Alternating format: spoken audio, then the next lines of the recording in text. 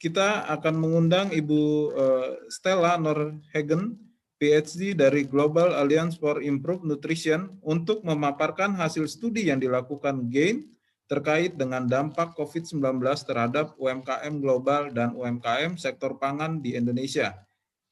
Berikut tentang singkat kurikulum Ibu Stella. Ibu Stella adalah peneliti dari Global Alliance for Improved Nutrition atau GAIN. Ibu Stella mengelola kegiatan penelitian dan pembelajaran terkait sistem pangan di 10 negara di Asia dan Afrika. Beliau memiliki ketertarikan pada bidang pendekatan pasar untuk meningkatkan gizi masyarakat, pertanian dengan pendekatan nutrisi, adaptasi perubahan iklim, kesetaraan gender, keamanan pangan, lingkungan pangan, dan faktor-faktor pendukung orang untuk memilih makanan. Ibu Stella sendiri merupakan lulusan S1 dari Middlebury College di Amerika Serikat, S2 dan S3-nya diraih di University of Cambridge, Inggris. Saat ini Ibu Stella bermukim di Jenewa, Swiss. Untuk mencegah hambatan-hambatan teknis, Ibu Stella menyampaikan presentasinya dalam bentuk rekaman video. Dan kita bisa saksikan videonya sesaat ini. Hello, my name is Stella Nordhagen with the Global Alliance for Improved Nutrition. And today I'm presenting on the impacts of COVID-19 on small and medium-sized enterprises in the food system, with a particular focus on Indonesia. First, I'll summarize the main ways in which COVID-19 and associated pandemic control measures might impact food system businesses. Then I'll present results from a survey of 363 SMEs in the food system. I'll focus on the main results from the 36 Indonesian SMEs included in that survey. And finally, I'll discuss some of the implications of the survey results. So first, to talk a little bit about why we care so much about SMEs within the food system. SMEs are engaged at every stage of the food value chain. First, with production, over 85% of fruit and vegetables and about 80% of animal source foods in sub-Saharan Africa are produced by a small or medium-sized farm. Next, at the processing stage, over 95% of meat in Ethiopia, for example, is processed by a small or medium-sized abattoir. At the retail stage, over 80% of key foods in Kenya and Zambia are sold by a small or medium-sized store. And jointly, it's estimated that 72 to 83% of all food in India is handled by micro, small, or medium-sized enterprises. SMEs are particularly important in transitional value chains. Those are ones that are moving from a traditional value chain, which is more focused on home production and rural areas, to a modern value chain, which is more focused on large-scale supermarkets and production for them. This represents approximately 70% of value chains in sub-Saharan Africa and South and Southeast Asia. So SMEs are really crucial to the proper functioning of a food system and to ensuring that consumers have adequate amounts of safe and nutritious foods to eat. Given that, it's not surprising that since the beginning of the pandemic, researchers, policymakers, and business leaders have been worried about the potential adverse impacts of COVID-19 on food systems and the businesses within them. Potential adverse impacts could occur at all different stages of the supply chain. First, with inputs, firms may have difficulty accessing inputs such as seed or feed for animals if stores are closed or if borders are closed so that inputs cannot come into the country or into the region. At the production stage, they might have difficulty planting or harvesting crops due to insufficient farm labor, if people are sick or if they're worried about coming to work or unable to come due to transport limitations. When it comes to storage and transport restrictions on whether people and goods can move between regions or across country borders may make it difficult to transport food to market. At the processing stage, firms may have difficulty if they're unable to import new processing equipment, or if they have absent employees, which makes it difficult to process food through their normal processes. At the distribution retail stage, closed retail outlets to control the spread of the pandemic and weak consumer demand may make it difficult to sell food. And finally, at the stage of home cooking and consumption, many consumers worldwide have lost jobs as a result of the pandemic. This means that there's less income for purchasing food, which could have an impact on firms' ability to sell it as well. To assess which of these impacts were actually occurring and to what extent, Gain and Partners undertook a large survey of SMEs in May 2020. The eligible respondents to the survey were the owners or managers of micro, small, and medium-sized businesses in the food system in 17 low- and middle-income countries, including firms that directly produce, process, or sell food, as well as those providing supporting services, such as agricultural inputs or cold chain services. Respondents were asked about how the pandemic and any measures to control it, such as movement restrictions or border closings, were impacting their business, referencing the period since the pandemic began affecting their country. The online survey was shared via email with firms in 3 food system networks convened by Gain or the World Food Program in late April and early May 2020. In some countries, including Indonesia, some firms were surveyed by phone. All respondents provided informed consent to participate. Turning to the results, we received 363 responses from 17 countries, with the majority coming from Bangladesh, Kenya, and Nigeria, as shown in the graph at left. Most participating firms were small and micro-sized, with less than $100,000 in annual turnover. About 28% of responses were from women-owned businesses. Most of the responding firms in the global survey were in the processing sector, followed by distribution, crop farming, and retail. The main food categories represented include grains, vegetables, fruit, and fish. Within Indonesia, we received 36 responses from 18 cities, with the majority coming from Surabaya. 83% of the participating firms were small or micro-sized, with less than $100,000 in annual turnover and fewer than 50 staff. 19% of them were women-owned businesses. And 50% of the participating firms had been in operation for less than 8.5 years, so overall they were fairly young firms. The majority of the firms, just over 53%, were involved in food distribution. And the largest share of firms, 78%, operate in the fish value chain.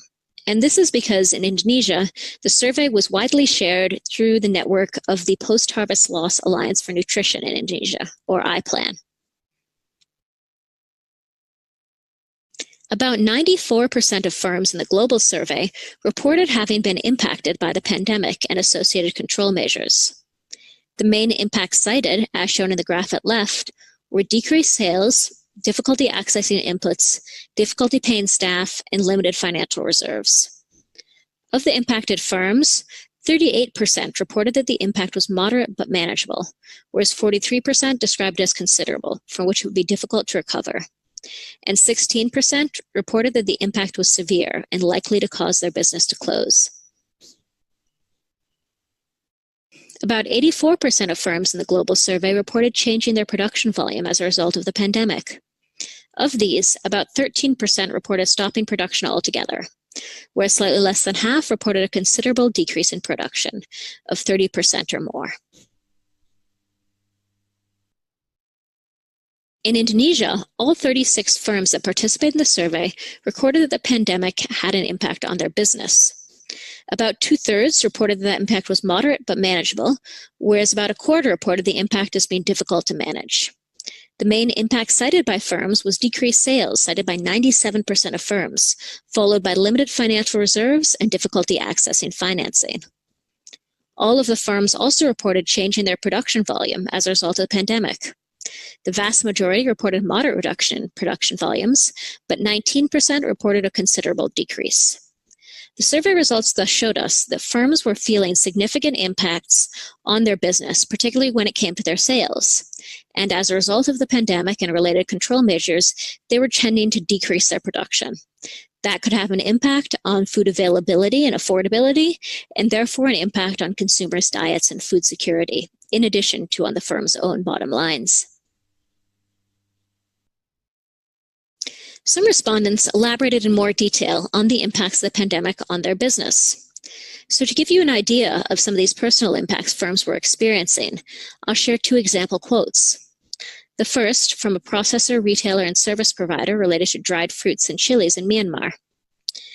In the first quarter of 2020, we sold and installed 6 units of solar dryers, and we verbally agreed to sell 6 units in April-May 2020 for the value of $80,000 US. In the first week of April 2020, the government introduced a lockdown. We could not travel to the area where we agreed to install solar dryers. We now have the cost of inventory that we cannot sell. Our installation team of 6 people has become idle and stays at home. And second, from a processor and wholesaler of fortified flours in Rwanda. We have the mission to eliminate childhood malnutrition in East Africa, and the big number of our beneficiaries was children in schools. As they have closed, we will no longer be able to reach them. This has decreased not only our sales, but also our impact we wanted to see throughout 2020. Back in May, we also asked the firms to look to the next 6 months and consider what impacts they thought the pandemic might have on their supply chains. About 85% of firms expected the pandemic to still be having an impact on their supply chains. The main anticipated impacts cited were shortages of supplies and transportation and distribution disruptions. Less than 20% of firms anticipated changing their production focus altogether. Similar results were found in Indonesia. Even back in May, however, firms had taken numerous actions to mitigate the impacts of COVID-19 on their businesses. Approximately 80% and 84% of firms reported taking actions to mitigate the impact of the pandemic on their business and to protect their employees, respectively. Considering the first category, and as shown in the graph at left, the main actions included adapting the supply chain and increases in communication with clients and consumers, or via social media, or internally within the company itself. About 1/3 of respondents reported downsizing their workforce. Considering employee support, main actions included providing personal protective equipment, providing information on protection against COVID-19 transmission, and cleaning work areas more frequently. Within Indonesia, 97% of the responding firms reported taking actions to mitigate the impact of the pandemic on their business. Of these, a little over half reported reviewing or adapting their supply chains. Other common actions included promoting online sales, downsizing staff, and changing sales hours. All 36 surveyed firms reported taking actions to support employee health and safety. These actions included providing PPE, cleaning work areas more frequently, and taking special precautions for high-risk staff. The survey also revealed opportunities that were emerging as a result of the disruption from the COVID-19 pandemic. About 43% of respondents in the global survey noted wanting to explore new business areas as a result of the pandemic. Those commonly named included various models for online sales and delivery, including the use of smartphone apps, diversifying into production of medical supplies and protective equipment, focusing more on processing and creating shelf-stable products, such as via drying, canning, or UHT processing, expanding exports, producing food supplements and therapeutic foods, especially for use in relief projects, and producing clean, safe, or immunity-boosting foods to take advantage of a new demand amid the pandemic. On the last point, some respondents saw the pandemic creating potential business opportunities, specifically for the producers of nutritious foods. This was well illustrated in a quote from a processor and retailer of grains and condiments in Indonesia.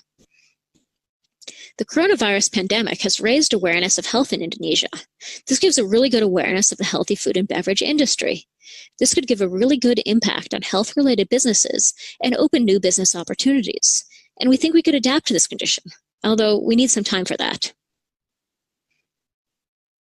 Despite the fact that businesses saw new opportunities and ways to turn this negative situation into a potentially positive one, they also needed various types of support.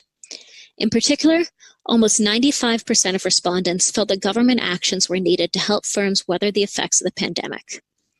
The main recommended actions included financial support, providing incentives, and support to ensure workforce continuity, such as allowing travel and keeping public transport open so that workers could come into work. In Indonesia, 94% of firms felt support was needed, with procuring the firm's products being the preferred type of support from the government. In addition, about 81% of respondents, both globally and in Indonesia, reported urgently needing financial assistance to cope with the effects of the pandemic on their business.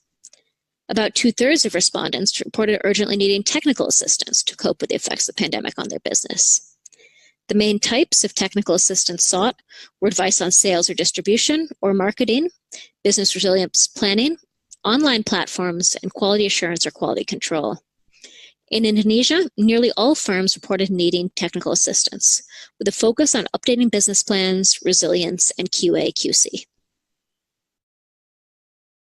In conclusion, this rapid survey assessment showed that food system firms in low and middle income countries, including Indonesia, suffered financial hardship as a result of the pandemic and result in related control measures, even as early as May of this year. In many cases, the pandemic resulted in decreased or stopped production, which could have negative impacts on the food supply in the short and medium terms. A sizable minority of firms reported or anticipated layoffs or pay cuts for staff, exacerbating the pain of the existing economic slowdown on workers. Many firms, however, saw opportunities for new business models or products as a result of the pandemic. While not assessed here, these changes could have negative impacts on consumer access to safe, nutritious foods and may risk increasing food loss. However, the situation has changed considerably since this survey was conducted in May, so we plan to undertake new surveys in the coming weeks to understand the current developments. However, based on the conclusions of the earlier survey, we can make several recommendations. First, governments and development partners must support the crucial yet vulnerable SMEs in the food system to ensure that they remain in a position to provide nutritious, safe foods in the future. It's particularly important to partner with local financial service providers to develop a comprehensive package of financial support for SMEs, including grants or short-term low-interest loans to meet critical needs, such as payroll, to prevent bankruptcy, and to support investment in production in the longer term. Governments can also provide subsidies to banks to enable them to waive loan fees or extend payment deadlines and inject capital into the agri-food sector to help SMEs and their workers stay afloat. Technical assistance can be provided to help SMEs adapt business models, reach consumers online, or adopt processing or packaging to extend product storage or shelf life. Ensuring the free movement of food-related goods and equipment within and across national borders is also essential. I'd like to thank all of my colleagues that helped with conducting the survey, as well as all of the respondents to the survey, including those in Indonesia who may be listening in today. Thank you.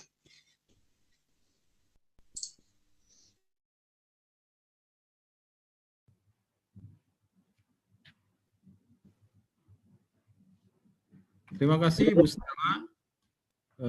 Sebagaimana telah disampaikan oleh Ibu Stella, UMKM sektor pangan merupakan kelompok yang sangat terdampak oleh COVID-19 dan meskipun sebagian UMKM dapat mengambil keuntungan di masa pandemi ini, banyak yang mendapat dampak negatif. Dari survei online yang dilakukan GAIN bersama World Food Program dan Scaling Up Nutrition Business Network di 17 negara diketahui bahwa 94% responden menyampaikan bahwa mereka mendapat dampak negatif dari COVID-19 ini. Oleh karena itu, survei ini menyarankan agar pemerintah, mitra pembangunan, dan sektor swasta dapat mengambil langkah untuk mendukung UMKM sektor pangan. Hasil studi ini dalam bahasa Indonesia dapat Bapak Ibu unduh di website JP2GI yang sudah kami sampaikan.